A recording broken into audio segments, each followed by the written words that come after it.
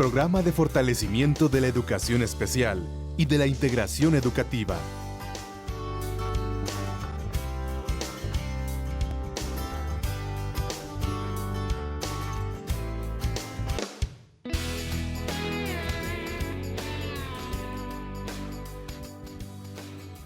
La educación es un bien público, un bien común y un derecho fundamental del que nadie puede estar excluido, porque gracias a la educación somos personas y gracias a la educación se desarrollan las sociedades. El gran problema que tenemos es que seguimos teniendo excluidos del aprendizaje. No todos los estudiantes logran aprender lo necesario para participar en la sociedad en igualdad de condiciones. No podemos evaluar la calidad de la educación, no podemos decir que una educación es de calidad si solo parte de la población aprende lo necesario para participar en la sociedad.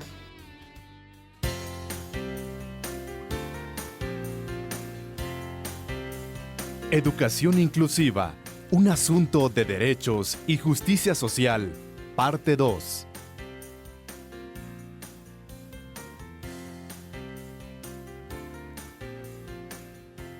Otro elemento del derecho a la educación es el derecho a la propia identidad, que normalmente esto no, como decía antes, no se tiene muy en cuenta.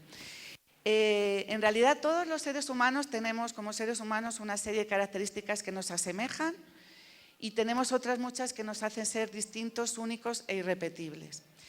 Y por tanto, la identidad está formada por un conjunto de atributos que son biológicos, de personalidad, de origen social, cultural, etcétera, que permiten la individuación de la persona y además permiten decir que yo soy yo y no el otro.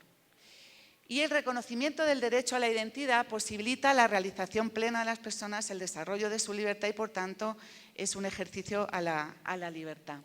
El derecho a la educación inclusiva. El derecho a la educación, hacer efectivamente pleno el ejercicio del derecho a la participación, a la propia identidad y a la no discriminación nos lleva al derecho a la educación inclusiva.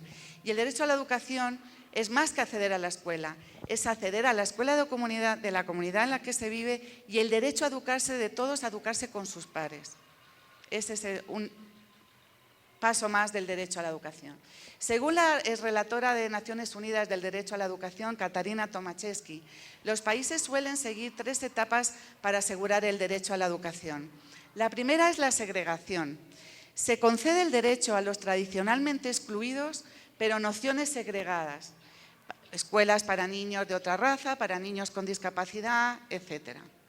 El segundo sería el paradigma de la integración, que enfrenta esa segregación y lo que hace es conceder, asegurar el derecho de que esas personas o grupos excluidos ya no estén en opciones segregadas, sino que se eduquen junto en las escuelas comunes con todos. Pero en la integración son los estudiantes los que se tienen que asimilar a la oferta educativa disponible, al currículum, independientemente de su lengua, su cultura, sus capacidades, porque los sistemas educativos se mantienen en el status quo. Por tanto, como los sistemas educativos no cambian, son los estudiantes los que se tienen que adaptar y asimilar y prepararlos para que puedan encajar en ese sistema tal cual está. Por tanto, la integración lleva a la asimilación y a la individualización. Por eso la integración está muy caracterizada por adaptaciones curriculares individualizadas, evaluación diferenciada, recursos de apoyo para los alumnos integrados, etc.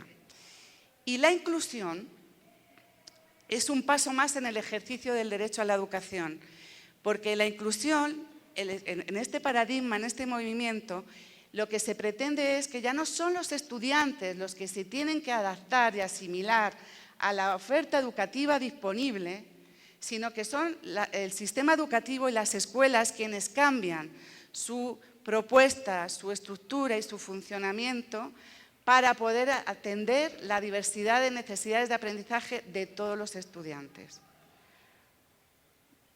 Por tanto, el foco es totalmente distinto. En la integración preparamos al niño para que encaje en el sistema.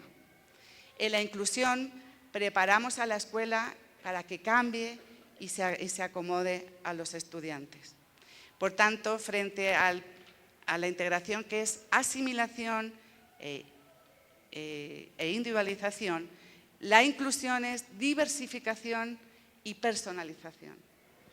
Como les señalaba ahora y quedó de manifiesto en la conferencia mundial que hubo en Ginebra, el tema de inclusión tiene muchas interpretaciones en los países y generalmente se sigue asociando solo a la integración de niños con discapacidad en las escuelas comunes. Y en algunos países también se asocia a grupos en situación de gran marginalidad. Y por tanto se está, como decía antes, denominando como inclusión prácticas que están en el paradigma de la integración.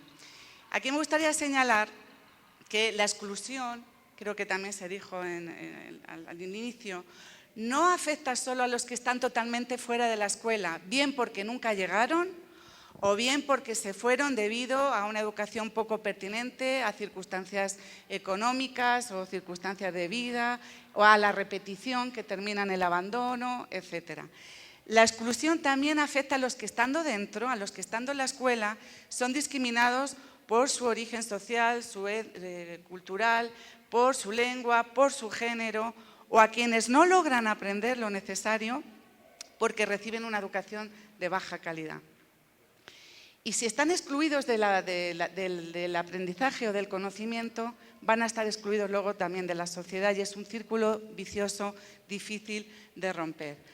Aunque es verdad que en todos los países del mundo los más excluidos son las personas con discapacidad. Eso también no lo debemos de perder nunca de vista. Son lejos los más excluidos en todos los países del mundo. Pero no solo son, por eso la inclusión no solo se refiere al colectivo de personas con discapacidad, sino a todos aquellos que por diferentes razones están excluidos o son marginados, que pueden variar de un país a otro y de una escuela a otra.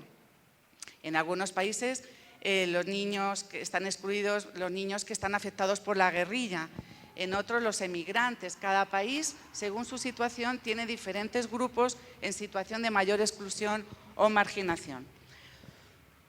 Para la UNESCO, la inclusión nosotros la entendemos como un proceso orientado a responder a la diversidad de necesidades de todos los estudiantes, incrementando su participación en el aprendizaje, la cultura y las comunidades, y reduciendo y eliminando la exclusión en y desde la educación. En realidad esta es una definición de UNESCO oficial, pero que está muy inspirada en Neil Ansco y en Tony Booth, como podrán apreciar. Por tanto, la inclusión está relacionada con el acceso, la permanencia, la participación y el aprendizaje.